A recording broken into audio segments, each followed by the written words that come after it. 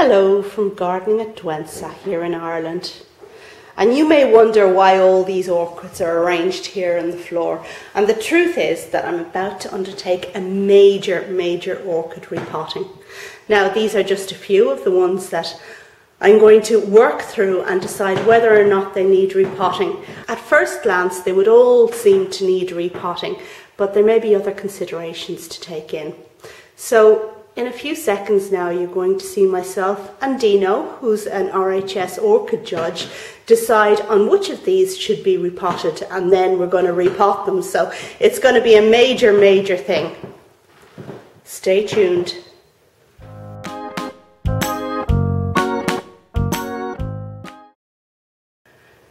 Okay, so here we go, and we have the Cattleyas in front of us, which we're now going to talk through. And I'm here, as I mentioned before, with Dino, who's an RHS orchid judge, and also has some very interesting trips which he organises to see orchids in the wild. Isn't that right, Dino? Yeah, that's right. So I have a travel company called Real Escape Travel, and among other things, I specialise in orchid tours and botanical tours generally.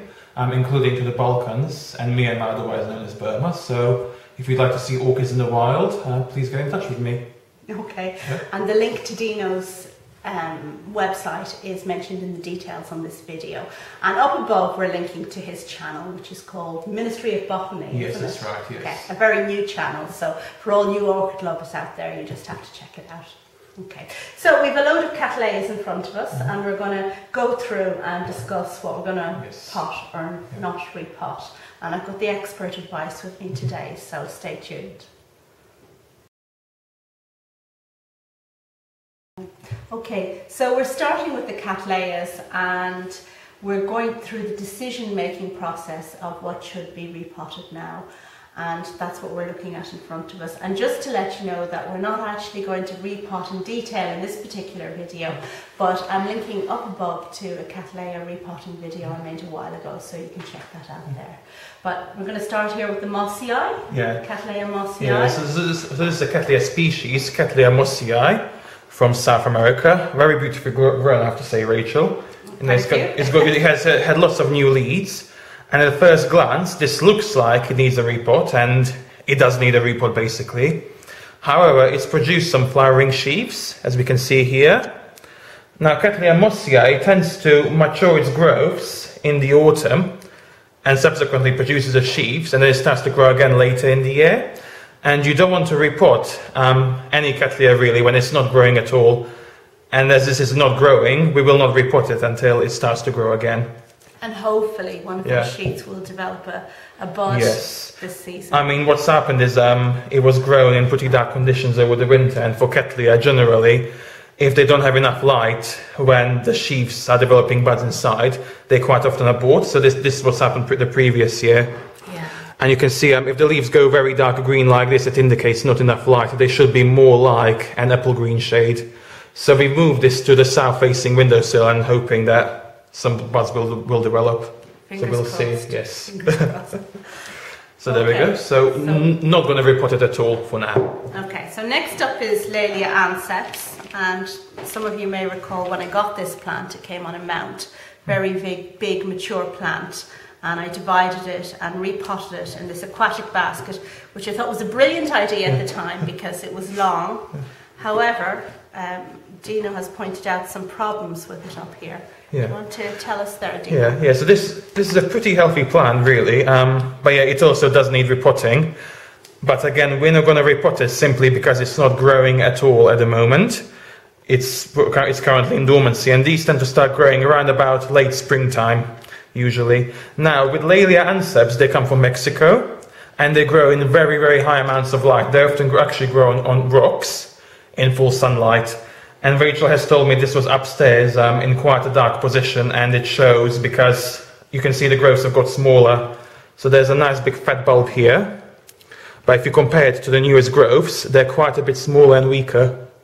Yeah, and that's also probably the reason it's not flowering, because they do need a hell of a lot of light to actually initiate the buds.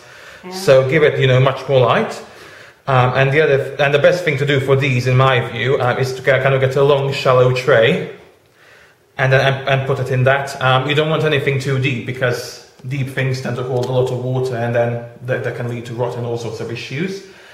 And the reason I like the long trays is because the gaps, well, the rhizomes are very big between the bulbs, and what tends to quickly happen in any pot is, even after about a year, they're going over the edge. Yeah, it takes a lot of space. It does. Yeah, they need width to grow rather than depth. So yes.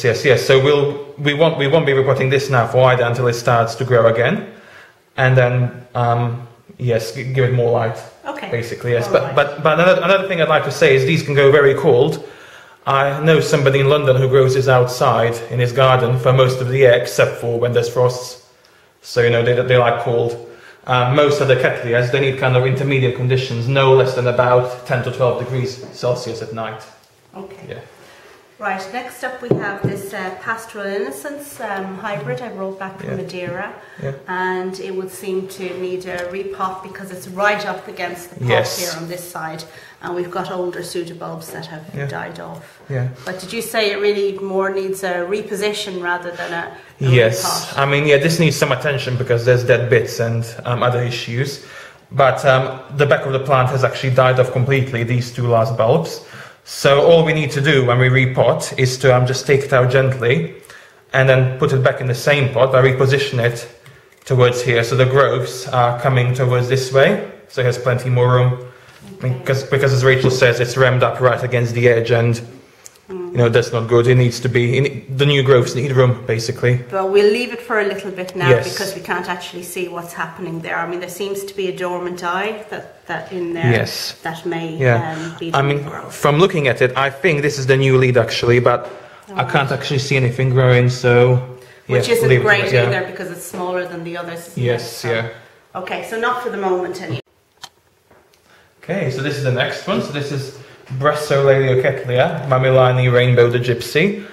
It's probably called just Cattleya now because many of the Cattleya, the names were changed, and many of the Sophronites and Brassavolas became Cattleya. And this one has fantastic flowers. Sorry to interrupt you there, Dino, but when it flowered, absolutely magnificent. And I'm going to link to that video above, so go and check it out. It's a lovely hybrid. So this is another well-grown plant. It's got kind of a nice big fat lead, and you can see where it flowered previously. It needs some attention now. It's got another lead coming here, but the one which I'm really worried about is this one at the very front. And the main concern there is, although it's got a bit of room, it might actually ram into the side of the pot, and that's not too good if that happens, because if they're restricted, it can lead to all sorts of issues.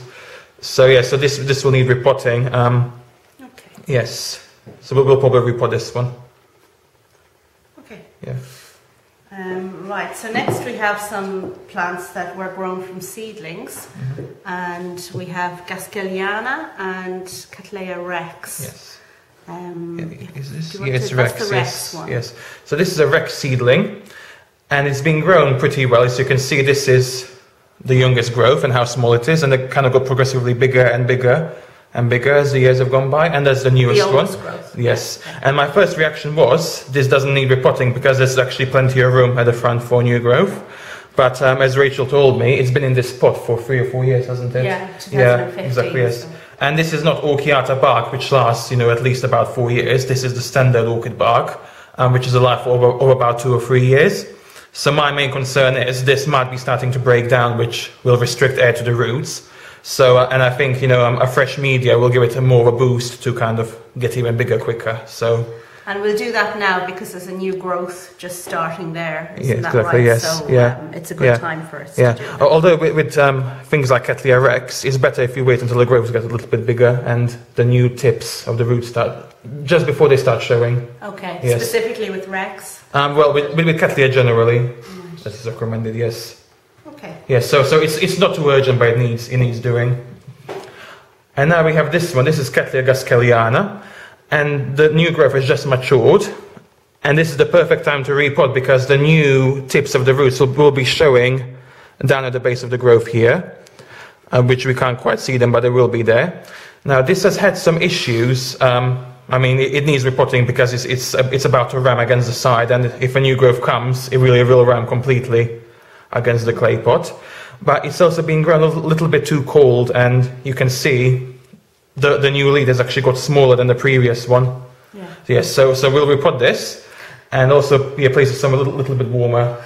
Well, I'll try, but yeah. you know, when you have 200 orchids in a house, yeah, it's difficult. Yes. Yeah. Okay, the next one here. Now, this is a very pretty thing. This is a Rhyncholaelia, very well grown. And this is perhaps the most urgent out of all of them because the new growths have matured and the new roots they're actually starting to show. So you can see the new root coming out here. So this is really the optimal time to repot because if you leave this any longer, if these root tips are damaged and the tips are broken off, the entire root will abort. Yeah. Yeah. But this has come to the edge. It can't really stay in here any longer without detrimenting the health of the plant. Yeah, and this has also had an issue with aborting sheaves, and this is from a previous year where it aborted, and this year didn't flower. But again, yes, yeah, lack of light. Yes, I mean Rhyncholaelia, especially, they're like the Mexican Laelias. They need a lot of light. Yes, so another one for the south-facing windowsill, I think. Okay. Yeah. Well, it is on the south-facing windowsill, but I think maybe in the greenhouse in the summer. Yes, yeah, more light and heat. You know, usually for these it's heat as well that they need. And then this is Laelia Cariad's mini Quinee, again probably just a Cattleya now with all the name changes. Now this has had some issues. This was the main lead, which was nice and big, but one seems to have rotted away, and the backup growth has aborted. And with Cattleyas, there's usually only about 2 or 3 potential leads in the bulb, and if all those die, then it will not produce any more from that point. So what the plant has done, it's produced a new lead, and it's now growing from this direction. And I can actually see a root emerging, so this is the perfect time to repot. But this is another candidate. It just needs to be repositioned in this current pot. It doesn't actually need a bigger pot as such. So all we'll do, we'll kind of reposition this, so this new growth here has much more room to grow in future years. Yeah. Yeah. And it was very funny with this one because I lamented the fact that I'd lost the final pseudobulb, and it was when I was making a video that one of the viewers noticed that there was a new lead coming from the front, so that was great news. Yeah.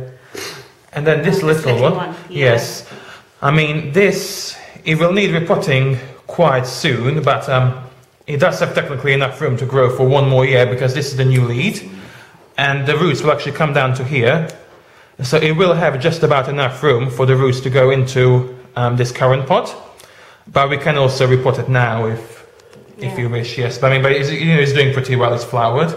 The new growth is a little bit smaller than the previous one, and I think there's either not enough light or heat or something. But again, it's doing pretty well, so I'm not too concerned. One thing I'd like to mention is with old Cattleya pseudobulbs, which are no longer growing, such as these, you can actually partially bury them into the compost with no adverse health consequences. But this is really interesting. Dino just told me about this, and I was of the opinion that any old pseudobulbs had to be kept at a level with the soil. But you said that no. No, you can partially bury them, and the same with this one. I mean, this has been partially buried into the soil with no consequences.